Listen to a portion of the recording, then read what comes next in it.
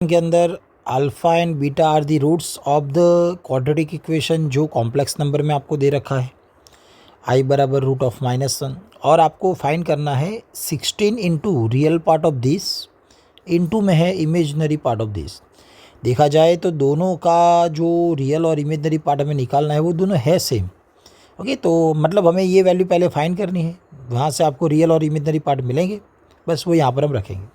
चलिए तो कंसेप्ट की बात कर ले तो सबसे पहले क्वेश्चन के अंदर आपको ये कॉम्प्लेक्स नंबर में रियल और इमेजनरी पता होना चाहिए। जैसे कि z बराबर हमारा x प्लस आई वाई होता है, तो इसमें रियल पार्ट ऑफ z हम क्या बोलते हैं भाई, x बोलते हैं। इमेजनरी पार्ट ऑफ z बोला जाए तो वो क्या हो जाएगा भाई, y। जो i के साथ है वो आपका इमेजनरी पार्ट। बाकी जो रहेगा सिंप्लीफिकेशन है ना, बाकी रहेगा वही वो सिंप्लीफिकेशन है ना। ये क्वेश्चन के अंदर सिंप्लीफिकेशन थोड़ा इंपॉर्टेंट रहेगा, तो वो भी हमें आना चाहिए। चलिए ध्यान रखें भाई कैसे सॉल्व किया जाता है। सबसे पहले जो क्वाड्रेटिक इक्वेशन दे रखा है उसको हम थोड़ा सॉल्व करेंगे। 2z का square minus 3z minus 2i बराबर 0 है ना। तो यहाँ से मैं 2z स्क्वायर और 2i को साथ में रखूँ तो 2z square minus 2i equal to हो जाएगा भाई ये 3z। चलिए लेफ्ट साइड से यहाँ कॉमन नहीं है, फिर भी हम कॉमन निकालेंगे। चलिए z को और 2 को हमने कॉमन निकाला 2z, तो क्या मिलेगा, तो ये हो जाएगा z माइनस हो जाएगा i डिवाइड बाई z और सामने है भाई 3z।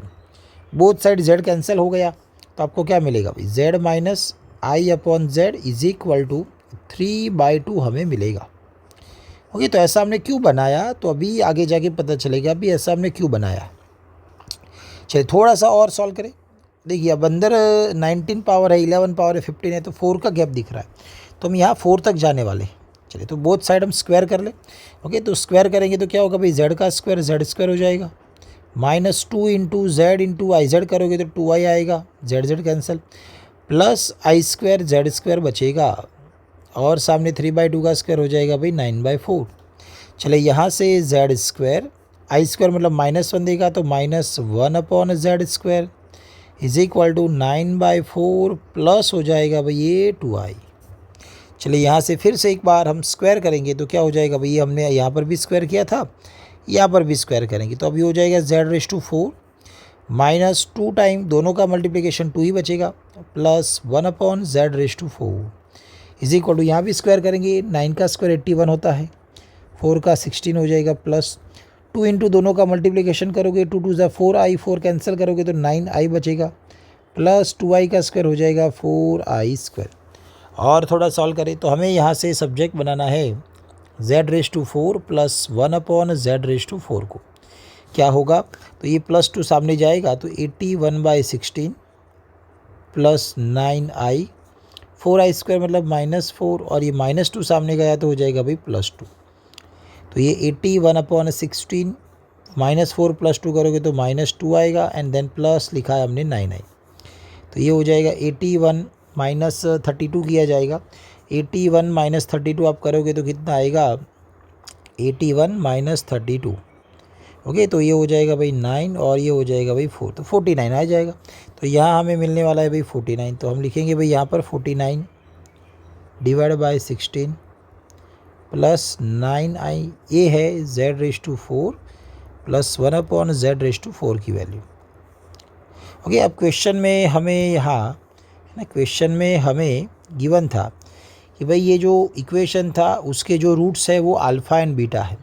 तो अब इस ये इक्वेशन में मैं z की जगह पे अल्फ़ा रख लूँ तो ये इक्वेशन अब कैसा दिखेगा, α⁴ प्लस 1 अपॉन α⁴ इक्वल टू सामने तो नंबर ही है 19/16 प्लस 9i, क्योंकि अल्फ़ा बीटा रूट्स थे तो आप यहाँ पर अल्फ़ा भी रख सकते हो, बीटा भी, तो चलो बीटा भी रख ले, तो β⁴ प्लस 1 अपॉन β⁴ ये भी सेम ही देगा आंसर 19/16 प्लस 9i।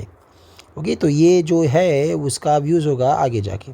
चलिए अब हमें जो फाइंड करना है उसकी बात करें। हमें जो फाइंड करना है वो है रियल और इमेजनरी पार्ट। किसके लिए है, चलिए वो निकाल दे पहले। तो सबसे पहले आपको क्वेश्चन में α⁴ दे रखा है प्लस β⁴ दे रखा है, दोनों में सेम है, α⁴11 है, β⁴11 है और अपॉन में α⁴15 और प्लस β⁴ भी कितना है भी 15 है। इसको मैं पहले सॉल्व कर लूँ, बाद में उसका जो रियल और इमेजिनरी पार्ट होगा वो डायरेक्ट लिखेंगे। चलिए अल्फ़ा वाले दो टर्म हैं 19 और 11, alpha raise to 19 plus alpha raise to 11, और बीटा में भी ऐसा ही beta raise to 19 plus beta raise to 11। Upon में भाई जो भी है वो सेम ही लिखेंगे, 15 पावर है दोनों में। चलिए अभी हमने नीचे जो बनाया उसमें 4 पावर है, तो यहाँ मुझे 4 पावर बनानी हो तो मैं यहाँ से क्या कॉमन ले सकता हूँ, फर्स्ट वाले दो में से 15 जैसे ही कॉमन लेंगे तो बनेगा क्या भाई, ये अल्फ़ा की 4 पावर बचेगी, और ये नहीं था तो डिवाइड हो जाएगा 1/α⁴ से। Same beta raise to 15 common आएगा तो ये भी हो जाएगा beta raise to 4 plus 1/β⁴, and upon में है alpha raise to 15 plus beta raise to 15। चलिए और थोड़ा सा हम सॉल्व करेंगे इसको, तो यहाँ से क्या हम alpha raise to 4 upon plus 1/β⁴ जो है उसको कॉमन ले सकते हैं क्योंकि दोनों का आंसर देखा जाए तो यहाँ दोनों का आंसर कैसे है, सेम ही है, alpha raise to 4 plus 1/α⁴ and beta raise to 4 plus 1/β⁴ का आंसर सेम है, तो मैंने उसको कॉमन लिया है, अल्फ़ा के फॉर्म में कॉमन लिया है। तो क्या बचेगा, alpha raise to 15 plus beta raise to 15 बचेगा, और अपॉन में सेम है भाई alpha raise to 15 plus beta raise to 15। यहाँ तो ये दोनों कैंसिल ही है, तो मिलेगा आपको अल्फ़ा रेस टू 4 प्लस 1/α⁴। तो यहाँ से आपको आंसर मिल रहा है 49/16 प्लस 9, 49/16 प्लस हो जाएगा ये 9। तो अब यहाँ से मैं रियल पार्ट की बात करूँ तो रियल पार्ट क्या हो जाएगा, तो रियल पार्ट हो जाएगा 49/16 एंड इमेजिनरी पार्ट हो जाएगा 9। अब हमें क्या फाइंड करना है, क्वेश्चन में देखा जाए तो हमें फाइंड करना था भाई 16 इंटू है ना, 16 into real part into imaginary part, हमें फाइंड करना है 16 इंटू रियल पार्ट, ओके, साथ में जो भी पूरा है एंड की जगह इंटू है इमेजिनरी पार्ट, ओके। अब पूरा ब्रैकेट हम नहीं लिखेंगे, जेड भी नहीं है यहाँ पर। चले तो 16 रियल पार्ट निकाला ऊपर 49/16 इंटू इमेजिनरी पार्ट 9 है, 16 कैंसिल है तो 49 इंटू 9 हमारा आंसर बनेगा, जो हो जाएगा तो हो जाएगा हमारा आंसर 441, ओके। तो यहाँ से आपको मल्टीप्लाई करने के बाद मिलने वाला है 441। तो यही है हमारा आंसर जो आपको यहाँ ऑप्शन नंबर 4 में दिख रहा है। Thank you.